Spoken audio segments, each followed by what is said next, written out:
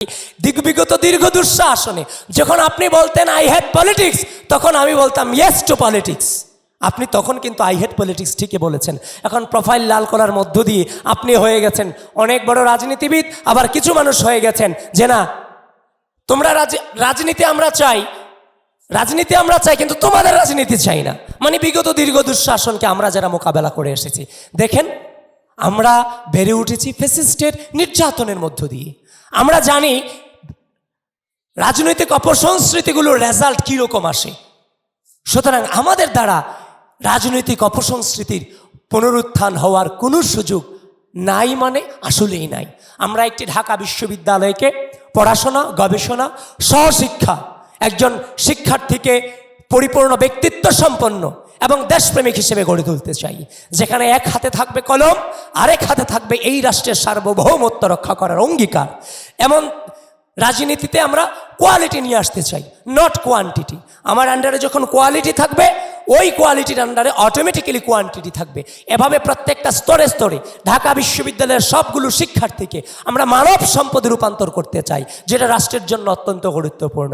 সুতরাং আমি আপনাদের কাছে, আমরা যারা প্রার্থী, আমাদের আজকেই প্রচারণার শেষ দিন, ওই বাসগুলো চলে যাচ্ছে অনাবাসিক স্টুডেন্টরা, তাদের কাছে আমাদের যাওয়া উচিত। কিন্তু আপনাদেরকে আশ্বস্ত করতে চাই, এই দীর্ঘ দুঃশাসনকে মোকাবেলা করে যেহেতু আমরা বড় হয়েছি, আমরা অতীতে যেতে চাই না। আমরা শুধু পজিটিভ চিন্তা করতে চাই, সামনে শুধু পজিটিভ ভাবতে চাই, কাউকে নিজস্ব ক্ষুদ্র স্বার্থে ব্লেমিং করতে চাই না। সামনে যারা এগিয়ে যেতে চায় তাদেরকে আমরা এগিয়ে দিতে চাই, সেটা পজিটিভ ওয়েতে। আমরা চাই আগামী ঢাকা বিশ্ববিদ্যালয়ের রাজনীতি সেটা হবে শ্রদ্ধা এবং স্নেহের সমন্বয়ে, একটি অন্তর্ভুক্তিমূলক, বৈষম্যহীন এবং সম্প্রীতিমূলক, ধর্ম, বর্ণ, গোত্র নির্বিশেষে সকলের সমন্বয়ে একটি সেফ ক্যাম্পাসে আমরা প্রতিষ্ঠিত করতে চাই। এই দীর্ঘ সময় ধরে যারা বিশ্ববিদ্যালয়ের ছাত্র রাজনীতি করেছে, যারা সাধারণ শিক্ষার্থী ছিল, তাদের সাথে তেমন কোনো আন্ডারস্ট্যান্ডিং ছিল না, কোনো জবাবদিহিতা ছিল না। কিন্তু এই ডাকসু নির্বাচনকে কেন্দ্র করে যখনই যাচ্ছি, যেভাবে যাচ্ছি, প্রত্যেককে সালাম দেওয়ার সুযোগ হচ্ছে, প্রত্যেকের ডোর টু ডোর যাওয়ার সুযোগ হচ্ছে।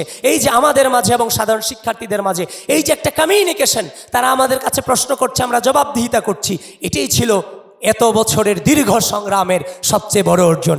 কে হারে আর কে জিতে সেটা আমরা জানি না, তবে একটা কথা বলে যেতে চাই, 1971 সালের মহান মুক্তিযুদ্ধ, 1990-এর গণ অভ্যুত্থান, 24-এর ঐতিহাসিক গণ অভ্যুত্থান, সকল ধারণাকে, সকল স্পিরিটকে ধারণ করে আমরা এই বাংলাদেশকে এগিয়ে নিয়ে যেতে চাই। কোনোটাকে অস্বীকার করে, কোনোটাকে স্বীকার করে এই বাংলাদেশকে এগিয়ে নিয়ে যাওয়া যাবে না। ঢাকা বিশ্ববিদ্যালয়ের শিক্ষার্থীবৃন্দ, আপনাদেরকে আহ্বান